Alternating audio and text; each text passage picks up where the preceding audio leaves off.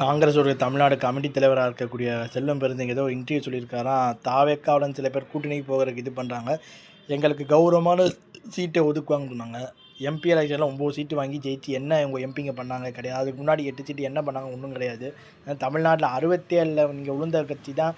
ஆனால் உங்கள் தகுதி 10 சீட்டு அதிகம்ன்ட்டு சில அரசியல் வல்லுநர்கள் சொல்கிறாங்க. அதையும் மீறி திமுக கிட்ட 30 சீட்டு கொடு, 40 சீட்டு கொடு, நான் தாவேக்காவோட நான் கூட்டணி போயிடுவேன்னு சொல்கிறது எப்படின்னா, மகளிர் மட்டும் சொல்லிட்டு ஒரு படம். அந்த படத்தில் நம்ம இவர் நாகேஷ் செத்து போயிருப்பார். அவரை பணத்தை தூக்கிட்டு அலைவாங்க 2 பேரும். இந்த பக்கம் நம்ம ஊர்வசி, இந்த பக்கம் ரோகிணி வச்சுட்டு அலைவாங்க. ஒரு காமெடி சீன் நடக்கும். தலைவாசல் விஜய்லாம் சண்டை போடுவாங்க. அந்த சீன், அந்த நடுவில் இருக்க அந்த பணம் இருக்குது தெரியுமா, அந்த கதை தமிழ்நாட்டில் உங்கள் கதை. அதாவது காங்கிரஸ் மேலே மரியாதை உண்டு, ஆனால் உங்கள் தகுதிக்கு மீறி சீட்டை கேட்குறீங்க. அந்த 2 பேரை உங்களை தாங்கிட்டு நிற்பாங்க தெரியுமா, ரோகிணியும் நம்ம ஊர்வசியும். அந்த கதை மாதிரி தான் கூட்டணி திமுக உங்களை தாங்கிட்டு நிற்கிது.